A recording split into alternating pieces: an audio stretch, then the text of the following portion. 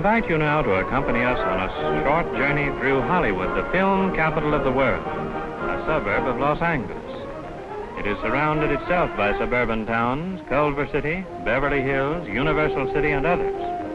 In the foreground, you see the Hollywood Bowl, which is the largest open-air arena that nature has been anywhere with perfect acoustic conditions.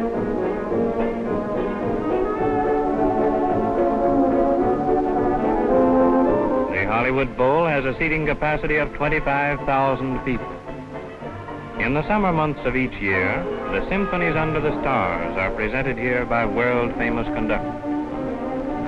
How the people live in Hollywood, either in bungalows or apartment houses, we show you next.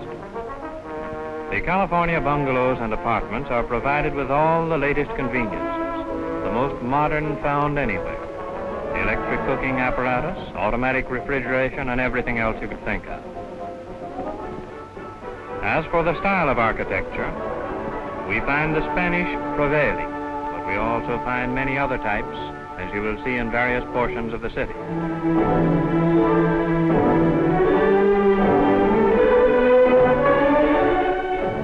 The foothills of Hollywood are covered by luxurious homes, and the occupants have an unobstructed view for a distance of 25 miles to the ocean.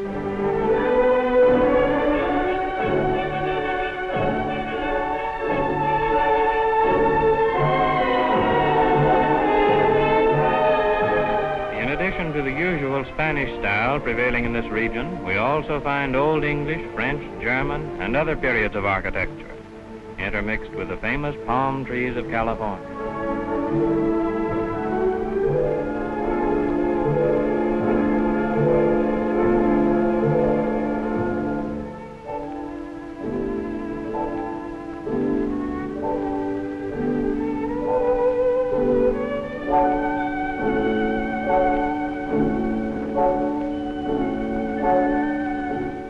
Next, we see one of the many churches of Hollywood.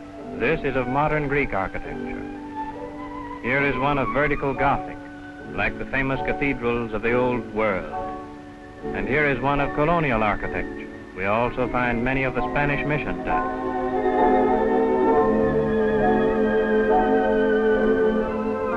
Here we see the Hollywood Chamber of Commerce building with an architectural style all its own. And now we pass the Hollywood Athletic Club. Here is one of the numerous miniature golf courses provided for the denizens of the movie capital. We take you now to Hollywood Boulevard to show you the Hollywood Hotel. Then down the renowned thoroughfare of the world's film colony. And we see the life and hustle as we pass the theaters and many fine buildings. Here is the Warner Brothers Theater, atop which we find one of the broadcasting stations even heard to the East Coast.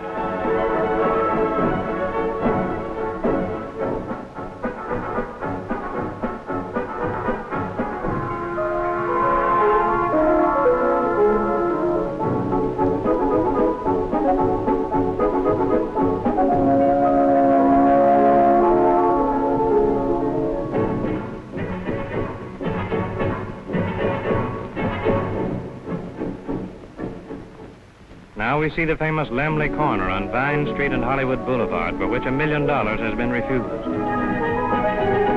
Here we see the celebrated Brown Derby restaurant, where some of the prominent film stars meet every day. And next we see Henry's, the restaurant in which Charlie Chaplin is one of the steady patrons and interested partners. The owner is one of his oldest and most trusted friends. Next we go to the main building of the American Legion in Hollywood and admire its modernistic style. In one of the beautiful parks of Hollywood, a monument has been erected to the late Rudolph Valentino.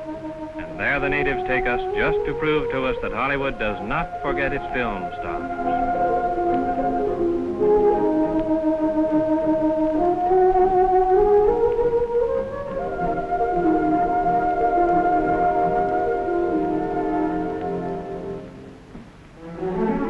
This young lady shows you one of the latest things in evening attire.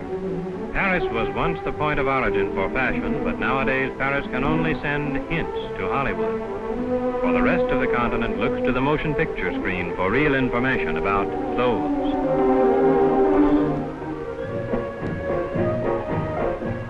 Now that evening is here, suppose we go to a world premiere held at Grauman's Chinese Theater. The first showing in Hollywood is an event of worldwide interest.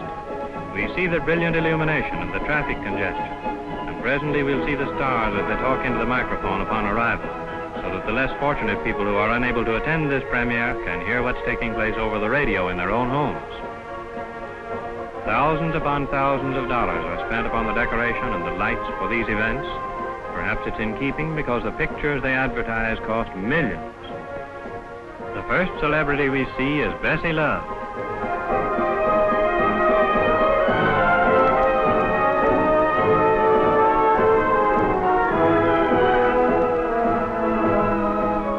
Then Sally O'Neill. Edward G. Robinson, the famous character actor. Carl Laemmle Sr. And none other than Gloria Swanson.